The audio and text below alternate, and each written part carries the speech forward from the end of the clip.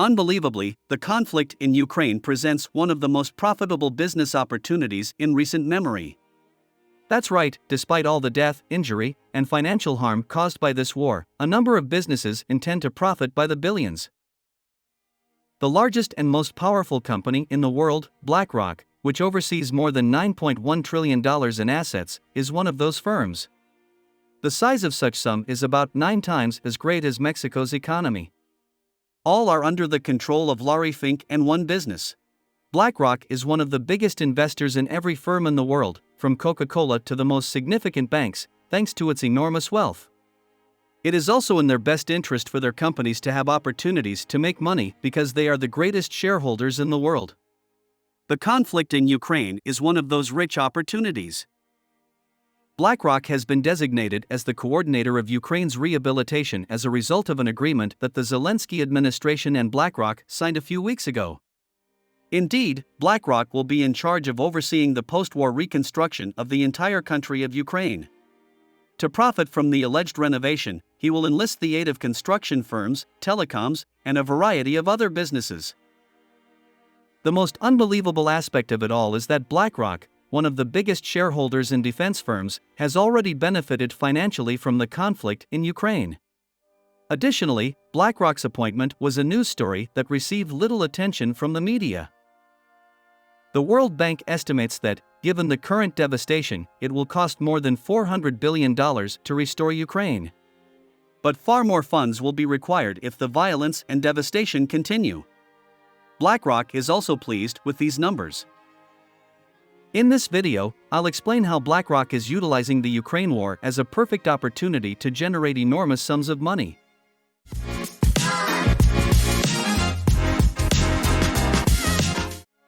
BlackRock is an investment management company. They just manage the funds belonging to their investors. At the moment, they oversee more than $9.1 trillion, or 15% of the global economy and nearly half of the US GDP. BlackRock invests this money in stocks of global businesses, ranging in size from the biggest to the smallest. They also invest in natural resources, real estate, and even loans owed to emerging nations, so that's not all. But here's the real kicker: BlackRock controls so much money that they are also the biggest stockholders in the most significant businesses in the world, from McDonald's to the biggest weaponry manufacturers. The most astounding aspect about BlackRock is that they even own businesses that are in direct competition with one another. For instance, BlackRock is the third largest shareholder of Coca-Cola and the second largest shareholder of its competitor, Pepsi. Why is this crucial? BlackRock may influence these businesses and alter their course because it is their greatest stakeholder. That is, it can either make a corporation, like Coca-Cola, healthier, or it may make a company, like Coca-Cola, less healthy and profit off of the bad nutrition in developing nations. The profitability of the largest corporations in the world is also in their best interest as shareholders. They have an impact on governments and politicians, and they frequently become embroiled in disputes. The huge financial crisis of 2008 provides a wonderful example. At that time, the American government intervened to save failing banks and businesses. They provided hundreds of billions of dollars to those businesses, all coming from American taxpayers who pay taxes. The government chose to give the mandate to BlackRock, a company that had been involved in the disaster that got us into that crisis in the first place, to coordinate all of this alleged bailout of banks and businesses. Observe the hypocrisy, do you? Washington made the decision to hire the same business to clean up this mess after it played a part in destabilizing the global economy. As it turned out, BlackRock fared extremely well during this crisis. Initially, the United States government paid them for their time and knowledge in planning such coordination.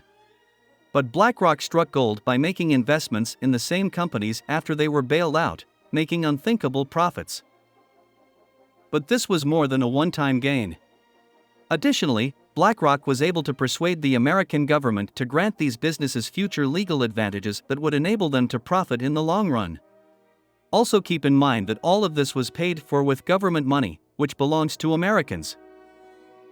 Now, Larry Fink, the CEO of BlackRock, made all of this possible. BlackRock was started by Larry Fink, who has led the company as CEO since 1988. For Larry is a very cunning and well-connected individual, He has friendships with a wide range of business executives, politicians, and public figures. As one might expect, neither Larry Fink's goodness nor his good looks were the cause of these connections. All of it was coldly premeditated, and Larry Fink had a lengthy history of extending and receiving favors before these connections were made. And it was because of his influence and his use of every crisis to his advantage that BlackRock became into the behemoth it is today. The pandemic was another significant crisis that BlackRock benefited from. Yes, the Federal Reserve printed a record amount of money, much of which was invested in BlackRock securities. So it's clear that in BlackRock's situation, crises present the best business possibilities, and the company honed its skills in organizing post-crisis rebuilds. Russia attacked Ukraine in February 2022 in what they believed to be a brief special operation. The puny Ukrainian army might be easily destroyed by one of the most powerful armies in the world, the Russian one. So, the US and European countries stepped in right once and sanctioned Russia while also supporting Ukraine militarily and economically. To date, the US government has given more than $75 billion to Ukraine. This figure includes economic, humanitarian, and military support. Additionally, the European Union has given Ukraine $35 billion in assistance. That amounts to more than $110 billion going to Ukraine directly. Just to put things in perspective, this sum is slightly higher than Ecuador's whole economy. And while being given in such large numbers, this money is neither unconditional nor free. The majority of the funding was first provided as debt. For example, here in this graph you will see exactly where the money sent by the United States goes. As you will see, the vast majority goes to military spending. Here the Ukrainian government buys weapons, equipment, and they also train their soldiers. And from whom do you suppose it obtains these weapons and tools? The only exception would be American defense firms. Here, we're referring to companies like Boeing, Northrop Grumman, and Lockheed Martin. Thanks to the war in Ukraine, these businesses have been making money in a way that hasn't been seen in decades. Here you will see, for example, how the stock of Northrop Grumman, which produces bombs and air defense, has risen since the war began. The stock rose from $300 to its peak of nearly $550 a few months ago. Back to Russia's intentions for Ukraine, though. Due to its big force, Russia anticipated a swift victory. But because Europe and the United States got involved in the invasion, the conflict stretched on and did more harm than was anticipated. In other words, the more destruction there is, the more money Ukraine will require from the United States and Europe. The longer this war lasts, the more destruction there will be. Additionally, US corporations make greater money the more money is spent. Who, in your opinion, gains from all of this? Well, BlackRock, of course. If you are enjoying this video and want to be aware of new videos, subscribe to this channel and turn on notifications. That's correct, with investments totaling nearly $6 billion in Boeing, $2 billion in General Dynamics, $4.6 billion in Lockheed Martin, among other corporations, BlackRock is among the greatest stockholders in the defense industry. And BlackRock even has a fund dedicated to investments in the defense sector. Therefore, the war in Ukraine has been quite profitable for them. Here is where the actual hypocrisy manifests itself. BlackRock describes itself as a sustainable business with the interests of people at its center. It would be as hypocritical as focusing on human welfare and health while promoting the sale of cigarettes and bad food. Relating to financial support provided to the US and EU, we are just discussing military assistance in this case. While all of this is happening, cities, power plants, homes, and many types of businesses in Ukraine are being completely destroyed. This war will eventually come to an end, and when it does, the entire nation will need to be rebuilt. And this is where a wide range of businesses, including restaurants, banks, telecommunications firms, and construction firms, intervene. Everyone will take advantage of this by contributing in some capacity to Ukraine's restoration. BlackRock viewed the idea of Ukraine's rehabilitation as a tremendous opportunity. The World Bank estimates that as of right now, more than $400 billion will be required for such rehabilitation. BlackRock's plan is to use his political contacts to take part in this reconstruction. And that's where Eric Van Nostrand, this persona, comes in. At BlackRock, Eric held the position of head of investments and sustainable investments.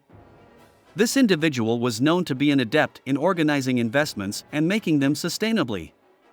A few months prior to the start of the conflict, the Biden administration appoints Eric Van Nostrand as his right-hand man to handle the economic issues associated with the conflict in Ukraine. The crucial detail enters the picture at this point. The Biden administration thinks that these corporate consultants are the most qualified individuals to address issues relating to the war.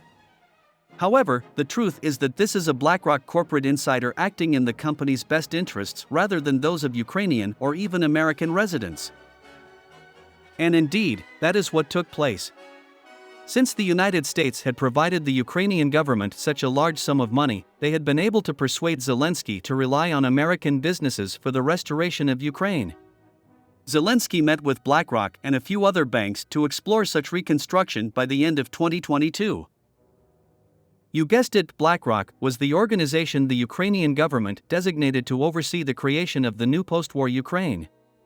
Yes, Zelensky and Larry Fink officially decided that BlackRock would be the organization in charge of coordinating all of the restoration of Ukraine. In addition to modernizing Ukraine to make it a viable nation, this entails rebuilding the buildings that the war damaged. According to estimates, more than half of Ukraine's infrastructure and over half of its real estate have been entirely devastated by the war. Additionally, the more havoc that is caused by this war, the more possibilities there will be for BlackRock and its enterprises. BlackRock has already identified Nestlé as a target firm. Nestlé intends to establish a food manufacturing facility in western Ukraine. And now you're probably asking where the money will come from, since all of this reconstruction is likely to be very expensive. Debt, then, is the solution. That's right, the United States and the countries of Europe have committed to giving Ukraine much more funding in the upcoming years, as well as for rehabilitation. Therefore, the money to pay for such rehabilitation will come from European and American citizens. But the businesses that BlackRock selects are the ones that will actually turn a profit. And BlackRock is one of the biggest stockholders of any firm in the world, as I told you at the beginning of this movie. Therefore, BlackRock will grant all the businesses it owns the privilege of reconstruction, and after reconstruction is complete, I can assure you that these businesses will be well-known ones like McDonald's, Uber, Microsoft, and all the others that will control the Ukrainian economy. Simply put, by approving the rehabilitation agreement, the Ukrainian government sold its soul to BlackRock. Zelensky recently forced BlackRock to govern over his entire community while saddled with a large debt. Debt is a type of enslavement, as you probably already know from watching my videos. Up until further notice, the Ukrainian people will be laboring to pay for Russia's invasion. However, there is one more element that we have left out of this movie. The natural resources of the nation will be used to pay off the debts in addition to the people of Ukraine. That's correct. In terms of natural resources, Ukraine is among the richest nations in the world.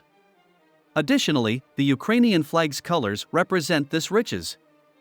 Yellow represents the rich plains of Ukraine, while blue represents the clear sky. Here, businesses will have unrestricted access to and permission from the Ukrainian government to utilize natural resources. The most regrettable aspect is that this is not the first instance of it. Throughout history, the same scenario has occurred countless times. Iraq is a fantastic case in point. In this instance, the United States was the aggressor. But after the United States was successful in toppling Saddam Hussein's regime, it was when Iraqi reconstruction started. Additionally, Hillary Clinton, a past presidential contender, stated that it was time to see Iraq as an economic opportunity. And that is the truth of wars. Wars are a terrific way to make money, but in this case, big corporations like BlackRock and the firms they own are the ones who are blatantly profiting. As you could expect, nobody informs you of all this in the media, which BlackRock obviously also controls. Now that you know all this, what do you think about the war in Ukraine? Do you think it is really an opportunity to make money? Would you be willing to invest in defense companies or in companies that will rebuild Ukraine? Leave us your comment.